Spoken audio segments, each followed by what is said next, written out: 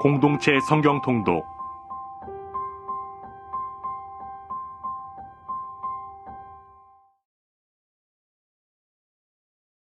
제143편 다윗의 시. 여호와여, 내 기도를 들으시며 내 간구에 귀를 기울이시고 주의 진실과 의로 내게 응답하소서. 주의 종에게 심판을 행하지 마소서. 주의 눈앞에는 의로운 인생이 하나도 없나이다. 원수가 내 영혼을 핍박하며 내 생명을 땅에 엎어서 나로 죽은 지 오랜 자같이 나를 암흑 속에 두었나이다. 그러므로 내 심령이 속에서 상하며 내 마음이 내 속에서 참담하니이다. 내가 옛날을 기억하고 주의 모든 행하신 것을 읊조리며 주의 손이 행하는 일을 생각하고 주를 향하여 손을 펴고 내 영혼이 마른 땅같이 주를 사모하나이다. 여호와여, 속히 내게 응답하소서. 내 영이 피곤하니이다. 주의 얼굴을 내게서 숨기지 마소서. 내가 무덤에 내려가는 자 같을까 두려워하나이다. 아침에 나로 하여금 주의 인자한 말씀을 듣게 하소서. 내가 주를 의뢰함이니이다. 내가 다닐 길을 알게 하소서. 내가 내 영혼을 주께 드림이니이다. 여호와여, 나를 내 원수들에게서 건지소서. 내가 주께 피하여 숨었나이다. 주는 나의 하나님이시니 나를 가르쳐 주의 뜻을 행하게 하소서. 주의 영은 선하시니 나를 공평한 땅에 인도하소서. 여호와여, 주의 이름을 위하여 나를 살리시고 주의 의로 내 영혼을 환난에서 끌어내소서. 주의 인자하심으로 나의 원수들을 끊으시고 내 영혼을 괴롭게 하는 자를 다 멸하소서. 나는 주의 종이니이다.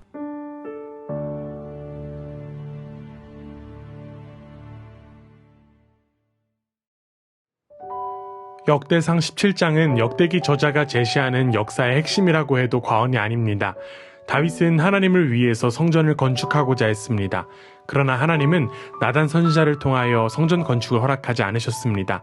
하나님께서 다윗에게 성전 건축을 허락하지 않으신 이유는 다윗이 성전을 중요하게 여기지 않았기 때문이 아니었습니다. 이는 성전 건축을 위한 준비가 다윗의 남은 통치 기간의 주요 주제였음에서 잘 알 수 있습니다. 이것은 우선순위에 관한 문제였습니다. 사람이 만든 성전은 하나님이 세우시는 집보다 우선할 수 없기 때문입니다. 결국 두 집 모두 하나님의 약속에 토대를 둬야 하는 것이고 하나님께서 더욱 중요하게 여기신 것은 바로 하나님이 세우신 집인 다윗 왕조였기 때문입니다. 나단 선지자는 성전을 건축하고자 하는 다윗의 간절한 열망보다 더욱 명백하게 말씀하시는 하나님의 음성에 순종했습니다. 다윗도 마찬가지로 자신의 계획을 거절하신 하나님께 실망하고 불평하기보다 오히려 하나님의 은혜를 깊이 생각하며 감사로 기도했습니다. 다윗의 모습을 통해 우리의 모습을 돌아볼 수 있습니다. 우리의 기도는 자신의 계획을 밀어붙이는 것이 아니라 하나님의 뜻에 순종하는 것이어야 합니다. 이어지는 18장에서부터 20장에는 다윗의 영토 확장과 국제적 영향력의 확대가 기록되어 있습니다. 이는 동일한 내용을 다루는 사무엘하 8장에서부터 21장의 내용과 비교해 볼 때 다윗이 전쟁에서 승전한 기록만을 모아 편집한 것임을 알 수 있습니다. 역대기는 다윗의 왕조와 나라가 다름 아닌 여호와의 집과 나라라고 밝히고 있습니다. 즉 이스라엘이 하나님의 나라라는 점을 분명히 하고 있는 것입니다. 이러한 관점에서 볼 때 다윗의 영토 확장은 다름 아닌 하나님 나라의 확장에 해당됩니다. 결국 역대기는 하나님 나라의 관점으로 기술된 것입니다. 또한 다윗의 영토 확장은 하나님께서 약속을 반드시 이루신다는 사실을 보여줍니다. 특히 유브라데 강은 처음부터 아브라함에게 약속된 땅이었습니다. 그러나 다윗의 시대까지 이스라엘은 그 지역의 영토를 소유한 적이 없었습니다. 그렇기에 본문의 유브라데와 하맛에 대한 언급은 하나님의 약속이 다윗을 통해 온전히 성취되었음을 보여주는 것이었습니다. 신실하신 하나님은 신실한 종들의 사역을 통해 당신의 약속과 뜻과 계획을 이루십니다. 따라서 하나님을 믿는 사람들은 매일의 순종을 통해 승리를 누리며 하나님 나라를 확장함으로써 하나님의 뜻을 이뤄가는 삶을 살아야 할 줄 믿습니다. 이처럼 이스라엘의 영토 확장은 실제로 전쟁에서 거둔 승리를 통해 이루어졌습니다. 그러나 성경은 다윗이 싸운 전쟁의 이면에 하나님이 계신다는 점을 분명히 나타냈습니다. 다윗의 전쟁은 사적인 전쟁이 아니라 하나님께서 싸워주시는 거룩한 전쟁이었습니다. 승리는 하나님의 도우심으로만 가능합니다. 따라서 하나님의 일을 이루기 위해서는 반드시 하나님의 도움을 받아야 합니다. 다윗은 자신이 거둔 승리의 영광을 철저히 하나님의 것으로 돌렸습니다. 물론 치열한 전쟁을 감당했지만 전쟁을 이기게 하신 분은 하나님이라는 사실을 분명하게 알았기 때문입니다. 오늘도 우리의 삶의 자리는 마치 전쟁과도 같습니다. 그러나 전투 없이 승리는 불가능하고 승리 없이 영토는 확장되지 않습니다. 먼저 우리가 감당하는 전투가 하나님을 위한 것인지 나를 위한 것인지를 확인하기 원합니다. 그리고 이제는 하나님의 편에 서서 하나님의 승리를 위해 삶을 던지는 복된 우리 모두의 삶이 되기를 간절히 원합니다. 성령님이 도우시는 영적 전쟁을 통해 하나님의 나라가 확장될 줄 믿습니다. 지금은 요압처럼 필승의 전략에 익숙할 것이 아니라 다윗처럼 하나님을 철저하게 신뢰하는 리더십이 요청되는 때입니다. 하나님을 신뢰함으로 이미 승리한 전쟁에서 승리를 만끽하는 복된 하루가 되기를 주님의 이름으로 간절히 원합니다. 제17장. 다윗이 그의 궁전에 거주할 때 다윗이 선지자 나단에게 이르되 나는 백향목 궁에 거주하거늘 여호와의 언약궤는 휘장 아래 있도다. 나단이 다윗에게 아뢰되 하나님이 왕과 함께 계시니 마음에 있는 바를 모두 행하소서. 그 밤에 하나님의 말씀이 나단에게 임하여 이르시되 가서 내 종 다윗에게 말하기를 여호와의 말씀이 너는 내가 거할 집을 건축하지 말라. 내가 이스라엘을 애굽에서 올라오게 한 날부터 오늘까지 집에 있지 아니하고 오직 이 장막과 저 장막에 있으며 이 성막과 저 성막에 있었나니 이스라엘 무리와 더불어 가는 모든 곳에서 내가 내 백성을 먹이라고 명령한 이스라엘 어느 사사에게 내가 말하기를 너희가 어찌하여 내 백향목집을 건축하지 아니하였느냐고 말하였느냐 하고 또한 내 종 다윗에게 이처럼 말하라. 만군의 여호와께서 이처럼 말씀하시기를 내가 너를 목장 곧 양떼를 따라다니던 데에서 데려다가 내 백성 이스라엘의 주권자로 삼고 네가 어디로 가든지 내가 너와 함께 있어 네 모든 대적을 네 앞에서 멸하였은즉 세상에서 존귀한 자들의 이름 같은 이름을 네게 만들어 주리라. 내가 또 내 백성 이스라엘을 위하여 한 곳을 정하여 그들을 심고 그들이 그곳에 거주하면서 다시는 옮겨가지 아니하게 하며 악한 사람들에게 전과 같이 그들을 해치 못하게 하여 전에 내가 사사에게 명령하여 내 백성 이스라엘을 다스리던 때와 같이 아니하게 하고 또 내 모든 대적으로 내게 복종하게 하리라. 또 내게 이르노니 여호와가 너를 위하여 한 왕조를 세울지라. 내 생명의 연한이 차서 내가 조상들에게로 돌아가면 내가 내 뒤에 넷씩 곧 내 아들 중 하나를 세우고 그 나라를 견고하게 하리니 그는 나를 위하여 집을 건축할 것이요 나는 그의 왕위를 영원히 견고하게 하리라. 나는 그의 아버지가 되고 그는 나의 아들이 되리니 나의 인자를 그에게서 빼앗지 아니하기를 내가 내 전에 있던 자에게서 빼앗음과 같이 하지 아니할 것이며 내가 영원히 그를 내 집과 내 나라에 세우리니 그의 왕위가 영원히 견고하리라 하셨다 하라. 나단이 이 모든 말씀과 이 모든 계시대로 다윗에게 전하니라. 다윗 왕이 여호와 앞에 들어가 앉아서 이르되 여호와 하나님이여 나는 누구이오며 내 집은 무엇이기에 나에게 이에 이르게 하셨나이까. 하나님이여 주께서 이것을 오히려 작게 여기시고 또 종의 집에 대하여 먼 장래까지 말씀하셨사오니 여호와 하나님이여 나를 존귀한 자들같이 여기셨나이다. 주께서 주의 종에게 베푸신 영예에 대하여 이 다윗이 다시 주께 무슨 말을 하오리까. 주께서는 주의 종을 아시나이다. 여호와여 주께서 주의 종을 위하여 주의 뜻대로 이 모든 큰 일을 행하사 이 모든 큰 일을 알게 하셨나이다. 여호와여 우리 귀로 들은 대로는 주와 같은 이가 없고 주 외에는 하나님이 없나이다. 땅의 어느 한 나라가 주의 백성 이스라엘과 같으리이까? 하나님이 자기 백성을 구속하시려고 나아가사 크고 두려운 일로 말미암아 이름을 얻으시고 애굽에서 구속하신 자기 백성 앞에서 모든 민족을 쫓아내셨사오며 주께서 주의 백성 이스라엘을 영원히 주의 백성으로 삼으셨사오니 여호와여, 주께서 그들의 하나님이 되셨나이다.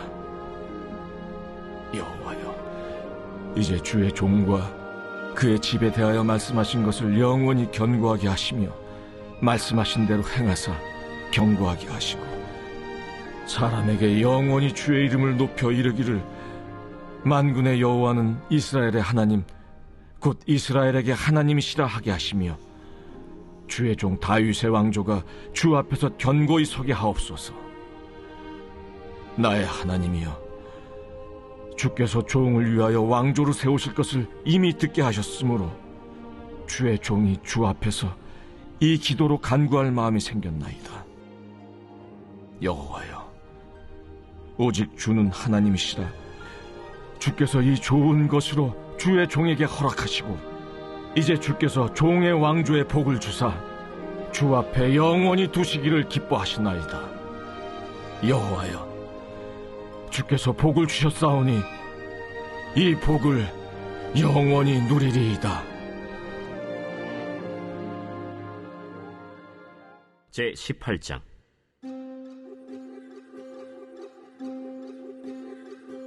그 후에 다윗이 블레셋 사람들을 쳐서 항복을 받고 블레셋 사람들의 손에서 가드와 그 동네를 빼앗고 또 모압을 치매 모압 사람이 다윗의 종이 되어 조공을 바치니라.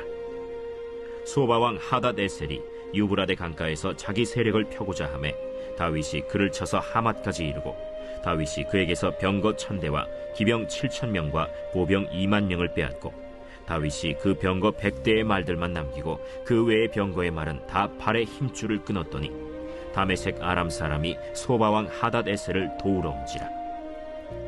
다윗이 아람 사람 22000명을 죽이고 다윗이 다메섹 아람에 수비대를 두매 아람 사람이 다윗의 종이 되어 조공을 바치니라. 다윗이 어디로 가든지 여호와께서 이기게 하시니라. 다윗이 하닷에셀의 신하들이 가진 금방패를 빼앗아 예루살렘으로 가져오고 또 하닷에셀의 성읍 디브핫과 군에서 심히 많은 놋을 빼앗았더니 솔로몬이 그것으로 놋대야와 기둥과 놋그릇들을 만들었더라. 하맛 왕 도우가 다윗이 소바왕 하닷에셀의 온 군대를 쳐서 무찔렀다 함을 듣고 그의 아들 하도람을 보내서 다윗 왕에게 문안하고 축복하게 하니 이는 하닷에셀이 벌써 도우와 맞서 여러 번 전쟁이 있던 터에 다윗이 하닷에셀을 쳐서 무찔렀음이라. 하도람이 금과 은과 놋의 여러 가지 그릇을 가져온지라. 다윗 왕이 그것도 여호와께 드리되 에돔과 모압과 암몬 자손과 블레셋 사람들과 아말렉 등 모든 이방 민족에게서 빼앗아온 은금과 함께 하여 드리니라. 스루야의 아들 아비새가 소금 골짜기에서 에돔 사람 18,000명을 쳐 죽인지라. 다윗이 에돔의 수비대를 두매 에돔 사람이 다 다윗의 종이 되니라. 다윗이 어디로 가든지 여호와께서 이기게 하셨더라. 다윗이 온 이스라엘을 다스려 모든 백성에게 정의와 공의를 행할세 스루야의 아들 요압은 군대 사령관이 되고 아힐루스의 아들 여호사밧은 행정장관이 되고 아휴두베의 아들 사독과 아비아달의 아들 아비멜렉은 제사장이 되고 사워사는 서기관이 되고 여호야다의 아들 브나야는 그렛 사람과 블렛 사람을 다스리고 다윗의 아들들은 왕을 모시는 사람들의 우두머리가 되니라.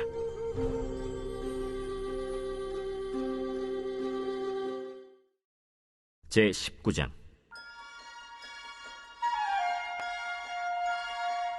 그 후에 암몬 자손의 왕 나하스가 죽고 그의 아들이 대신하여 왕이 되니 다윗이 이르되 한운의 아버지 나하스가 전에 내게 호의를 베풀었으니 이제 내가 그의 아들 한운에게 호의를 베풀리라 하고 사절들을 보내서 그의 아버지 죽음을 문상하게 하니라. 다윗의 신하들이 암몬 자손의 땅에 이르러 한운에게 나아가 문상하매 암몬 자손의 방백들이 한운에게 말하되 왕은 다윗이 조문사절을 보낸 것이 왕의 부친을 존경함인 줄로 여기시나이까? 그의 신하들이 왕에게 나아온 것이 이 땅을 엿보고 정탐하여 전복시키고자 함이 아니니까. 한운이 이에 다윗의 신하들을 잡아 그들의 수염을 깎고 그 의복을 볼기 중간까지 자르고 돌려보내매 어떤 사람이 다윗에게 가서 그 사람들이 당한 일을 말하니라. 그 사람들이 심히 부끄러워하므로 다윗이 그들을 맞으러 보내 왕이 이르기를 너희는 수염이 자라기까지 여리고에 머물다가 돌아오라. 암몬 자손이 자기가 다윗에게 밉게 한 줄 안지라. 한운과 암몬 자손은 더불어 은 1000달란트를 아람 나하라임과 아람 마가와 소바에 보내 병거와 마병을 상내되 곧 병거 32,000대와 마가 왕과 그의 군대를 고용하였더니 그들이 와서 메드바 앞에 진침해 암몬 자손이 그 모든 성읍으로부터 모여와서 싸우려 한지라. 다윗이 듣고 요압과 용사의 온 무리를 보냈더니 암몬 자손은 나가서 성문 앞에 진을 치고 도우러 온 여러 왕은 따로 들이 있더라. 요압이 앞뒤에 진 적진을 보고 이스라엘에서 뽑은 자 중에서 또 뽑아 아람 사람을 대하여 진을 치고 그 남은 무리는 그의 아우 아비새의 수하에 맡겨 암몬 자손을 대하여 진을 치게 하고 이르되 만일 아람 사람이 나보다 강하면 네가 나를 돕고 만일 암몬 자손이 너보다 강하면 내가 너를 도우리라. 너는 힘을 내라. 우리가 우리 백성과 우리 하나님의 성읍들을 위하여 힘을 내자. 여호와께서 선히 여기시는 대로 행하시길 원하노라. 요압과 그 추종자가 싸우려고 아람 사람 앞에 나아가니 그들이 그 앞에서 도망하고 암몬 자손은 아람 사람이 도망함을 보고 그들도 요압의 아우 아비새 앞에서 도망하여 성읍으로 들어간지라. 이에 요압이 예루살렘으로 돌아오니라. 아람 사람이 자기가 이스라엘 앞에서 패하였음을 보고 사신을 보내 강 건너편에 있는 아람 사람을 불러내니 하다데셀의 군대 사령관 소박이 그들을 거느린지라. 어떤 사람이 다윗에게 전하매 다윗이 온 이스라엘을 모으고 요단을 건너 아람 사람에게 이르러 그들을 향하여 진을 치니라. 다윗이 아람 사람을 향하여 진을 치매 그들이 다윗과 맞서 싸우더니 아람 사람이 이스라엘 앞에서 도망한지라. 다윗이 아람 병거 7,000대의 군사와 보병 4만 명을 죽이고 또 군대 지휘관 소박을 죽이매 하다데셀의 부하들이 자기가 이스라엘 앞에서 패하였음을 보고 다윗과 더불어 화친하여 섬기고 그 후로는 아람 사람이 암몬 자손 돕기를 원하지 아니하였더라. 제20장.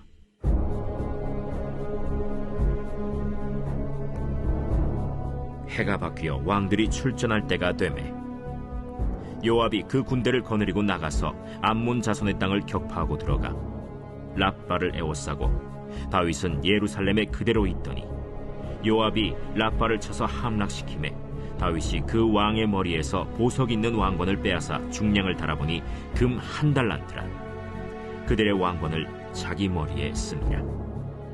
다윗이 또 그 성에서 노략한 물건을 무수히 내어오고 그 가운데 백성을 끌어내어 톱과 쇠도끼와 돌서래로 일하게 하니라. 다윗이 암몬 자손의 모든 성읍을 이같이 하고 다윗이 모든 백성과 함께 예루살렘으로 돌아오니라. 이후에 블레셋 사람들과 게셀에서 전쟁할 때에 후사 사람 십부게가 키가 큰 자의 아들 중에 10배를 쳐 죽임에 그들이 항복하였더라. 다시 블레셋 사람들과 전쟁할 때에 야일의 아들 엘하난이 가드 사람 골리앗의 아우 라흐미를 죽였는데 이 사람의 창자로는 배틀채 같았더라. 또 가드에서 전쟁할 때 그곳에 키 큰 자 하나는 손과 발에 가락이 6씩 모두 24이 있는데 그도 키가 큰 자의 소생이라. 그가 이스라엘을 능욕함으로 다윗의 형 시므아의 아들 요나단이 그를 죽이니라. 가드의 키 큰 자의 소생이라도 다윗의 손과 그 신하의 손에 다 죽었더라.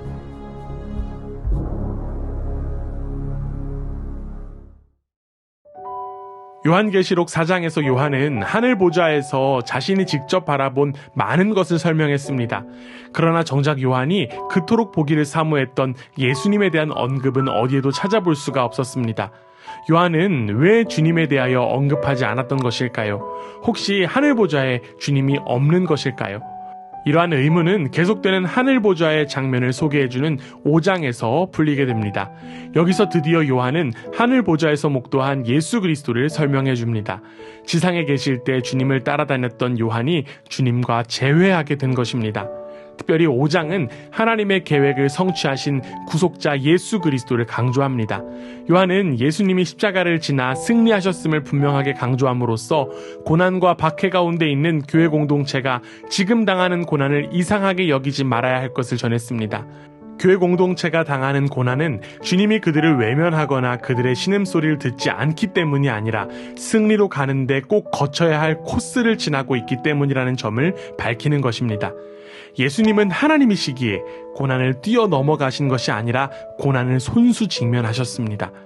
그분은 고난을 직면하셔서 패한 것이 아니라 마침내 사자가 되시고 인대기에 합당한 분이 되셨습니다. 그분의 승리에 이르는 길은 우리들이 걸어가야 할 길을 위한 전조 역할을 합니다. 우리도 그분의 승리에 동참하게 될 것입니다. 그러나 단지 승리에만 동참하는 것이 아니라 승리의 방식에 동참하게 될 것입니다. 우리의 승리도 고난 없는 승리가 아니라 고난을 인내로 극복하는 형태의 승리가 될 것입니다. 그렇게 성도들은 주님이 보여주신 그 역설의 방식을 적용하며 살아야 합니다. 비록 십자가는 패배와 저주의 상징이지만 십자가를 승리의 발판을 삼으신 하나님의 역설을 우리의 생애 속에서 펼쳐 보이며 살아야 한다는 것입니다. 우리의 지는 것을 통해 이김을 얻는 방식이 될 것입니다. 십자가는 지는 것입니다. 그러나 이겼습니다. 우리는 늘 지는 것으로 이기는 것을 선택하며 살아야만 하는 사람들입니다. 이어지는 6장에 나오는 7인 재앙은 요한계시록의 가장 어려운 부분이라고 말할 수 있습니다.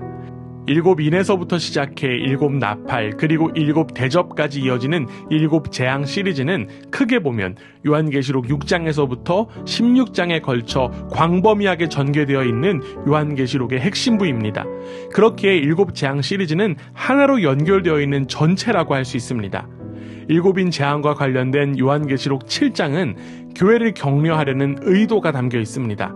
7장에서는 교회 공동체가 흰옷을 입고 승리한 무리가 되어 어린 양과 더불어 승리의 노래를 부르는 장면을 소개함으로써 교회를 위로하고 있습니다. 그렇기에 우리는 이 7재앙이 단순히 재앙을 통한 교훈과 메시지가 아니라 재앙의 시대의 교회에 관한 메시지를 담고 있음을 봐야 합니다. 즉 7재앙의 시리즈를 그 시대를 위한 교회의 정체성과 사명과 교회의 전투가 어떠해야 하는지를 중점으로 보아야 한다는 것입니다. 오늘 우리가 읽는 6장의 메시지는 단순한 진노와 심판의 두려움의 내용이 아닙니다. 본문은 우리로 하여금 하나님을 향한 경외로 나아가게 하지만 하나님을 향한 공포로 이끌고 가는 것은 의도하지 않습니다. 특별히 어린 양이 마지막 심판의 주인이라는 사실은 교회의 절대적인 보호를 말할 뿐만 아니라 동시에 교회의 사명을 알게 합니다. 그것은 바로 어린 양의 길을 따라가는 삶입니다. 즉 어린 양이 요구하시는 삶을 살아가는 것입니다. 어린 양의 보혈로 깨끗이 씻음받은 우리는 이제 어린 양을 따라 희생의 길을 걸어가야 합니다. 우리에게 허락된 어린 양의 길을 교회 공동체와 함께 걸어가며 세상에 소망을 나타내는 일에 귀히 쓰임받는 우리 모두가 되기를 주님의 이름으로 간절히 원합니다. 제5장 내가 봄에 보좌에 앉으신 이의 오른손에 두루마리가 있으니 안팎으로 썼고 7인으로 봉하였더라. 또 봄에 힘있는 천사가 큰 음성으로 외치기를 누가 그 두루마리를 펴며 그 이늘대기에 합당하냐? 하늘 위에나 땅 위에나 땅 아래에 능히 그 두루마리를 펴거나 보거나 할 자가 없더라. 그 두루마리를 펴거나 보거나 하기에 합당한 자가 보이지 아니하기로 내가 크게 울었더니 장로 중에 한 사람이 내게 말하되 울지 말라. 유대 지파의 사자 다윗의 뿌리가 이겼으니 그 두루마리와 그 7인을 떼시리라.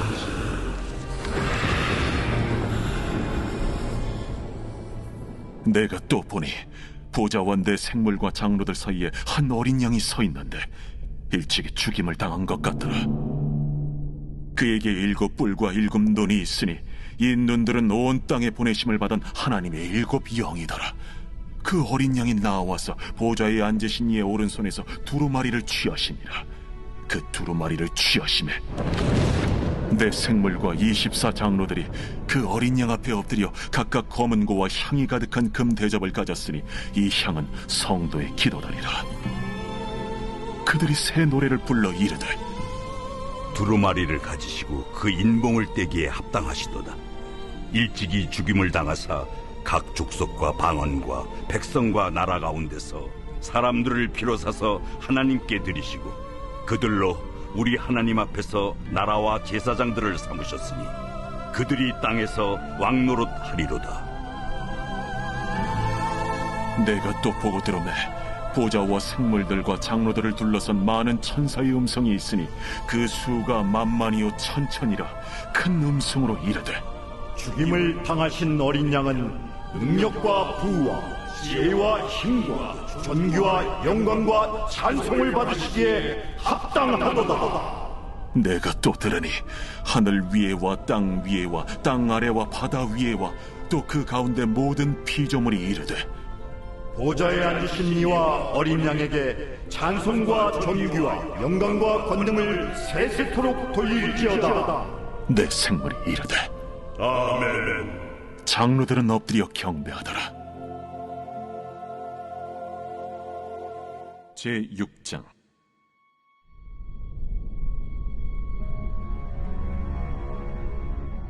내가 보매 어린 양이 7인 중에 하나를 떼시는데 그때에 내가 들으니 내 생물 중에 하나가 우레소리같이 말하되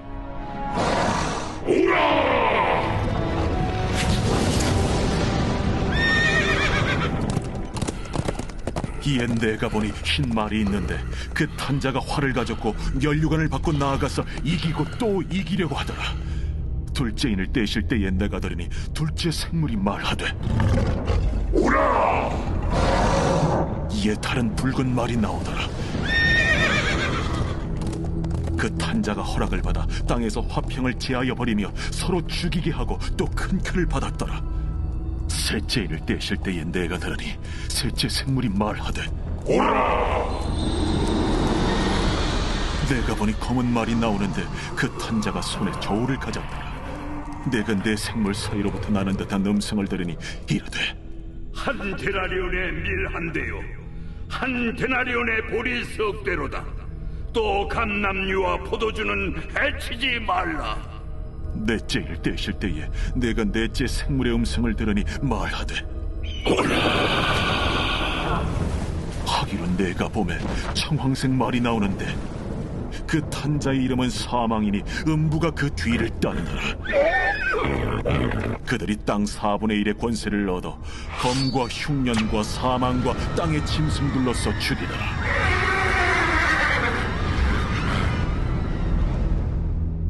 다섯째 인을 떼실 때에 내가 보니 하나님의 말씀과 그들이 가진 증거로 말미암아 죽임을 당한 영혼들이 제단 아래에 있어 큰 소리로 불러 이르되 대주제여, 거룩하고 참되신 대주제여, 땅에 거하는 자들을 심판하여 우리 피를 갚아주지 아니하시기를 어느 때까지 하시려 하나이까. 대주제여.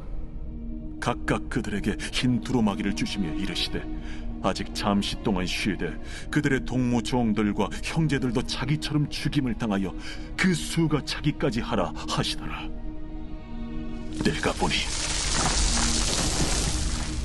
여섯째 인을 떼실 때에 큰 지진이 나며 해가 검은 털로 짠 상복같이 검어지고 달은 온통 피같이 되며 하늘의 별들이 무화과 나무가 대풍에 흔들려 설익은 열매가 떨어지는 것 같이 땅에 떨어지며 하늘은 두루마리가 말리는 것 같이 떠나가고 각 산과 섬이 제자리에서 옮겨지매 땅의 임금들과 왕족들과 장군들과 부자들과 강한 자들과 모든 종과 자유인이 굴과 산들의 바위 틈에 숨어 산들과 바위에게 말하되 우리 위에 떨어져 보좌에 앉으신 이의 얼굴에서와 그의 어린 양의 진노에서 우리를 가리라. 그들의 진노의 큰 날이 이르렀으니 누가 능히 서리요.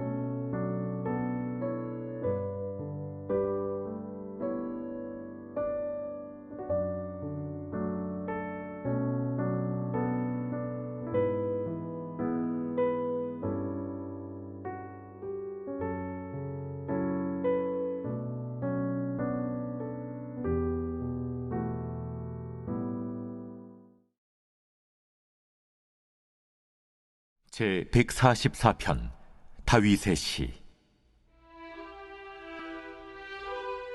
나의 반석이신 여호와를 찬송하리로다. 그가 내 손을 가르쳐 싸우게 하시며 손가락을 가르쳐 전쟁하게 하시는도다. 여호와는 나의 사랑이시요 나의 요새이시요 나의 산성이시요 나를 건지시는 이시요 나의 방패이시니 내가 그에게 피하였고 그가 내 백성을 내게 복종하게 하셨나이다. 여호와여, 사람이 무엇이기에 주께서 그를 알아주시며 인생이 무엇이기에 그를 생각하시나이까. 사람은 헛것 같고 그의 날은 지나가는 그림자 같으니이다. 여호와여, 주의 하늘을 들이우고 강림하시며 산들에 접촉하사 연기를 내게 하소서. 번개를 번쩍이사 원수들을 흩으시며 주의 화살을 쏘아 그들을 무찌르소서. 위에서부터 주의 손을 펴사 나를 큰 물과 이방인의 손에서 구하여 건지소서. 그들의 입은 거짓을 말하며 그의 오른손은 거짓의 오른손이니이다. 하나님이여, 내가 주께 새 노래로 노래하며 10줄 비파로 주를 찬양하리이다. 주는 왕들에게 구원을 베푸시는 자시오 그의 종 다윗을 그 해하려는 칼에서 구하시는 자신이이다. 이방인의 손에서 나를 구하여 건지소서. 그들의 입은 거짓을 말하며 그 오른손은 거짓의 오른손이니이다. 우리 아들들은 어리다가 장성한 나무들과 같으며 우리 딸들은 궁전의 양식대로 아름답게 다듬은 모퉁이 돌들과 같으며 우리의 곳간에는 백곡이 가득하며 우리의 양은 들에서 천천과 만만으로 번성하며 우리 수소는 무겁게 실었으며 또 우리를 침노하는 일이나 우리가 나아가 막는 일이 없으며 우리 거리에는 슬피 부르짖음이 없을진데 이러한 백성은 복이 있나니 여호와를 자기 하나님으로 삼는 백성은 복이 있도다.